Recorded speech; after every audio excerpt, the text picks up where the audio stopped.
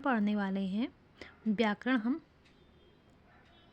शुरुआत से ही शुरू करेंगे, फिर धीरे धीरे आगे बढ़ते बढ़ते व्याकरण को हम गहराई से पढ़ेंगे। ठीक है, चलो शुरू करते हैं। व्याकरण। व्याकरण शब्द वी प्लस आ प्लस करण तीनों शब्दों की सहायता से मिलकर बना है, जिसका अर्थ होता है भली भांति समझना। ठीक है। व्याकरण शास्त्र के इतिहास में आचार्य पाणिनि को व्याकरण का सर्वश्रेष्ठ विद्वान माना जाता है। हम संस्कृत में भी देखते हैं, हिंदी में तो हम पढ़ते ही पढ़ते हैं, लेकिन हम संस्कृत में भी देखते हैं कि जो संस्कृत में जो व्याकरण के आचार्य माने जाते हैं वो पाणिनि ही माने जाते हैं, जिन्होंने सर्वप्रथम व्याकरण अष्टाध्यायी की रचना की थी। और ये जो अष्टाध्यायी की रचना की गई थी ये संस्कृत में करी गई थी।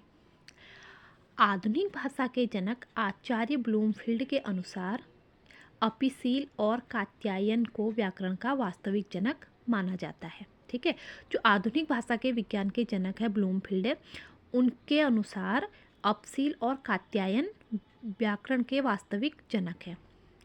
लेकिन व्याकरण शास्त्र के इतिहास में पाणिनि को माना जाता है। ठीक है, व्याकरण शास्त्र के इतिहास में पाणिनि को माना जाता है, लेकिन ब्लूमफील्ड के अनुसार अपिशील और कात्यायन को व्याकरण का वास्तविक जनक माना जाता है।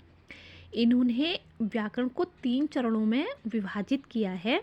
आप देखिए कैसे करा है व्याकरण को। व्याकरण के जो 3 चरण हैं, वर्ण, शब्द और वाक्य। जो अपशील और कात्यायन हैं, इन्होंने व्याकरण को 3 चरणों में बांटा हुआ है, जिसे हम वर्ण, शब्द और वाक्य कहते हैं। आगे देखिए वर्ण विचार। व्याकरण में वर्ण विचार क्या है? किसी भाषा की मौखिक ध्वनि के लिए लिखित रूप को वर्ण कहा जाता है। जो हम बोलते हैं उसी का जो लिखित रूप होता है उसे हम वर्ण कहते हैं।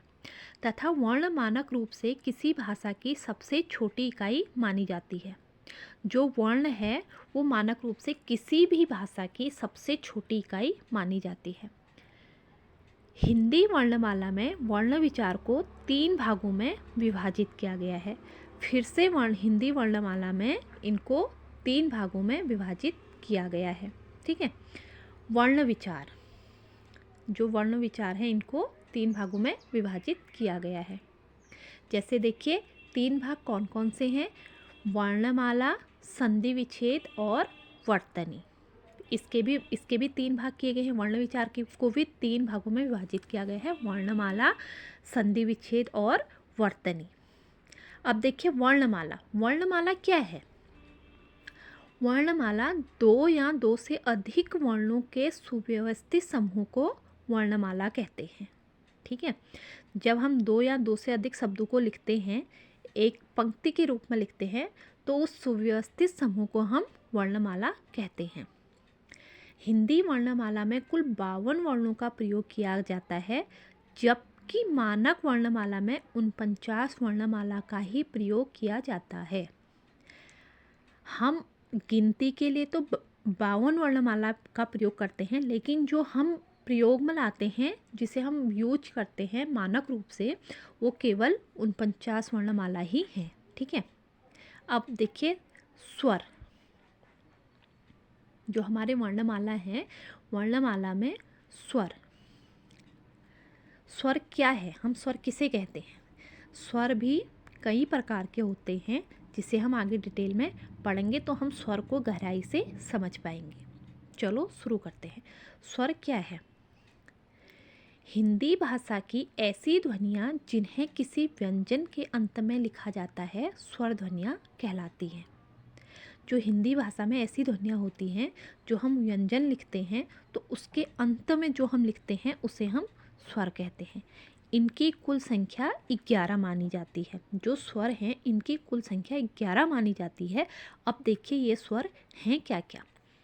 ओ, आ, ई, उ, री, ए, आई, ओ, औ।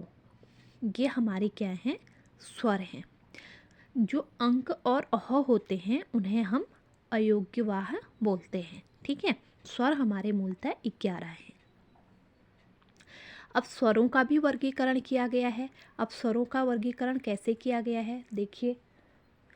उच्चारण, उच्चारण के आधार पर स्वरों को दो भागों में बांटा गया है, ह्रस्व स्वर और दीर्घ स्वर। जो उच्चारण है, उच्चारण के आधार पर स्वर को दो भागों में बांटा गया है। नंबर 1 ह्रस्व स्वर, दूसरा दीर्घ स्वर। रचना, नंबर 2 है रचना और बनावट के आधार पर स्वरों का वर्गीकरण। अब रचना और बनावट के आधार पर 3 प्रकार से वर्गीकरण किया गया है, मूल स्वर, दीर्घ स्वर, संयुक्त स्वर। ठीक है, जो रचना और बनावट के आधार पर स्वरों का वर्गीकरण किया गया है वो 3 रूप से किया गया है, मूल स्वर, दीर्घ स्वर और संयुक्त स्वर। और अन्य स्वर, अभी स्वरों के वर्गीकरण में अन्य स्वर भी आते हैं। वो अन्य स्वर 11 प्रकार के होते हैं। ठीक है, वो अन्य स्वर 11 प्रकार के होते हैं। वो 11 प्रकार कौन कौन से हैं आप देखिए। संवृत स्वर, अर्धसंवृत स्वर, विवृत स्वर, अर्धविवृत स्वर, वृत्ताकार स्वर, अर्धवृत्ताकार स्वर, अग्र स्वर, मध्य स्वर, पश्च स्वर, लुप्त स्वर, आगत स्वर।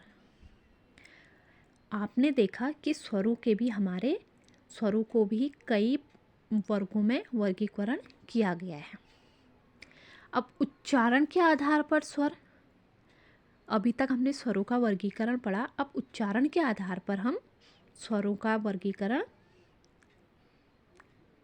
अगली क्लास में देखेंगे। ठीक है, तब तक आप इसे देखिए, समझिए। और अभी आपको सिर्फ थ्योरी के रूप में पढ़ाया गया है, और इसका जैसे ही ये व्याकरण वाला चैप्टर स्वर और व्यंजन वाला कंप्लीट होगा, इसका मैं आपके लिए MCQ भी लेके आऊँगी। ठीक है, धन्यवाद।